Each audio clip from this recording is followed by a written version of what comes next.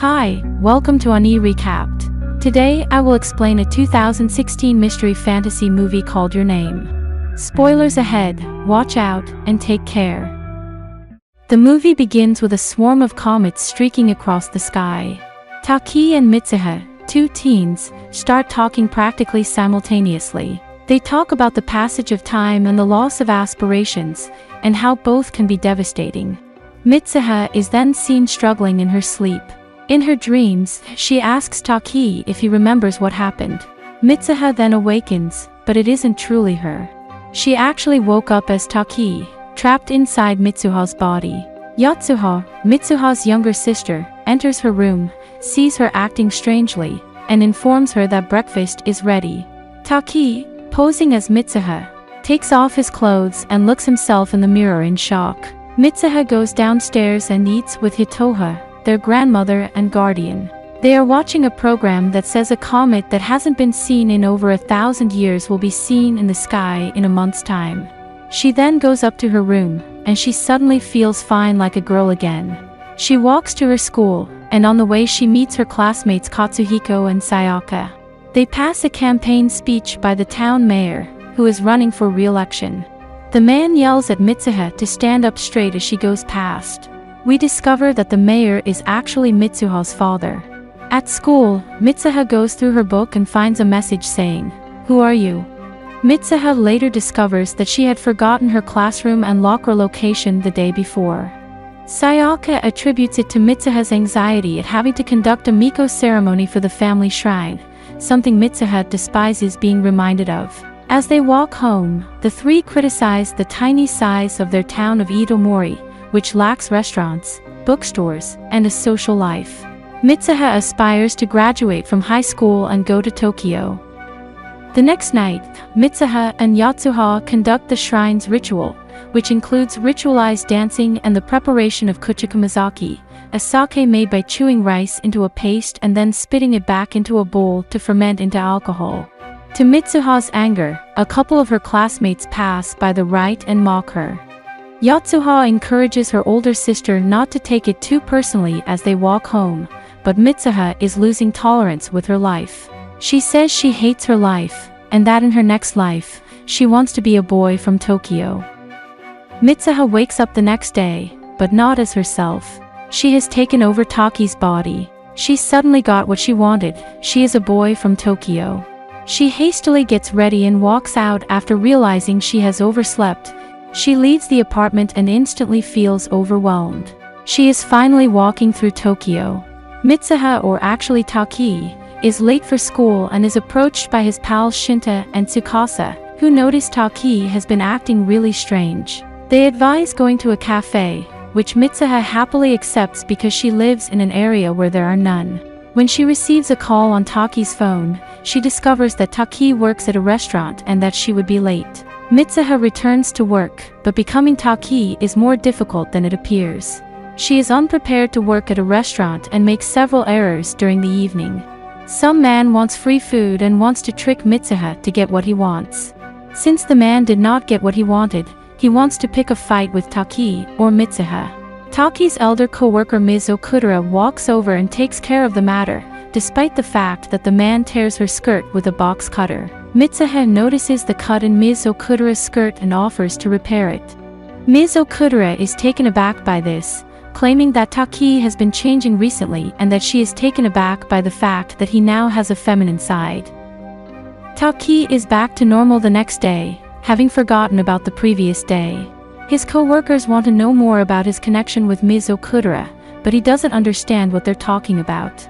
Ms. Okudera walks in and wishes everyone a pleasant day, winking at Taki, who blushes. Taki and Mitsuha now understand their body-swapping nightmares are truly happening at this point, and they take steps to assist each other if they trade bodies. They create ground rules for themselves by writing messages to one another on their phones and in notebooks so they don't walk on each other's toes. Mitsuha's regulations are more focused with manners, such as not allowing him to shower with her, and other social indications. Taki provides her career advice and cautions her not to waste all of his hard-earned money on sweets, since this will just force him to work additional shifts at the restaurant. Despite their best efforts, Both can't help but have a little fun at the expense of the other. At school, Taki manages to make a few students fall in love with Mitsuha, while Mitsuha flirts with Ms. Okudera, giving Taki a real chance with her. Both of them are enraged by the others interfering. One day Taki once again switches places with Mitsuha. It turns out that Mitsuha, Hitoha, and Yatsuha are on their way to the family shrine, which is hidden deep in the forest. The three make it to the temple and present the sake they prepared throughout the ceremony as an offering. Taki suddenly awakens and checks his phone. He discovers a text from Ms. Okudera, who expresses her excitement to meet him. He checks his phone notes, puzzled, and discovers that Mitsuha had set him up on a date with Ms. Okudera. Taki gets ready fast and dashes out of his house to see her. While Taki is on a date, Mitsuha is at her home and she starts crying thinking about him. Despite her best efforts, she is beginning to develop feelings for a boy she has never met. Taki catches up with Ms. Okudera and they dine at a good, pricey restaurant. They are looking at a photo exhibit when Taki notices a series of images that remind him of Mitsuha's town.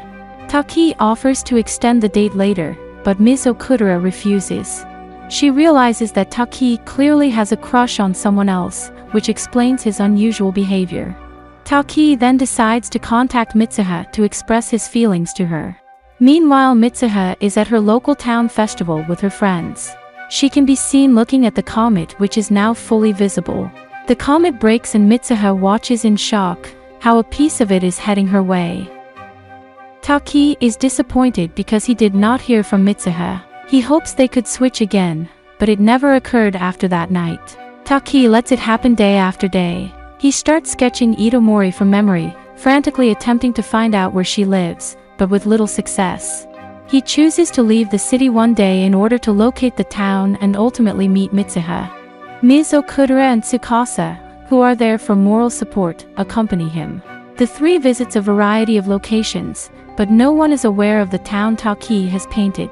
Taki and his companions are about to quit up when they come to a halt at a nearby restaurant. The owner knows the location as Itomori, but when Taki inquires about the distance, the owner is silent for a brief while before stating that the town was devastated by a comet fragment 3 years prior, killing over 500 people. Taki is transported to the outskirts of Itomori, where he notices that the town has almost vanished. He attempts to show his buddies the notes Mitsuha left for him on his phone, but they vanish. He's at a loss for words. The trio visits a local library, where they view news headlines about the catastrophe as well as a list of the deceased. Mitsuha, her sister, and some of her acquaintances are among those who have perished. Taki is in shock. He switched places with a dead girl. While acknowledging that everything is weird, Ms. Okudera remarks that she has always thought Taki to be pleasant, but that he has become a better person as a result of this girl. Taki's wrist has a braid, which she observes. Taki claims he received it a few years ago, but he can't remember who gave it to him or why, despite the fact that he wears it frequently for good luck. When he is asleep, Mitsuha tells him to remember about it. Ms. Okudera wakes up the next morning to find a message from Taki instructing them to return home without him. Taki travels to Itomori and discovers the Mitsuha's family shrine. He enters and discovers the sake Mitsuha and her sister had left. Taki believes that if he drinks some of her sake, he will be able to establish one last connection and save her. Taki takes a sip, but when he rises, he trips and collapses. As he does so, he travels through Mitsuha's whole life and her death by the comet. Taki once again awakens in Mitsuha's body. He understands that he just has one more opportunity. He realizes it's comet day, and the town is about to be destroyed. When Hitoha tries to communicate with her granddaughter, she recognizes that someone else has taken up residence in her granddaughter. Taki wonders if Mitsuha's ancestors have these ties. Taki then searches for Mitsuha's friends, and lets them know about the comet. Despite their reservations about what they've been told, they trust her enough to assist her. They devise a scheme to disable the town's power supply using explosives stolen from Katsuhiko's father's construction firm. Sayaka will then go on the emergency radio station and order everyone to evacuate to the school, which is well beyond the comet's explosion radius. They will, however, have to persuade the mayor of the gravity of the situation. Taki visits Mitsuha's father, but all he sees is his daughter's insanity, and he orders her to see a doctor. Taki, enraged, grabs his tie and starts yelling, but the both stop. "What's your name?" Mitsuha's father inquires, noticing that his daughter is not present. Taki rushes up to the shrine, believing his corpse with Mitsuha within is nearby. But then, Mitsuha awakens in Taki's body in the current day to see the town decimated. She asks herself, does this mean she is already dead?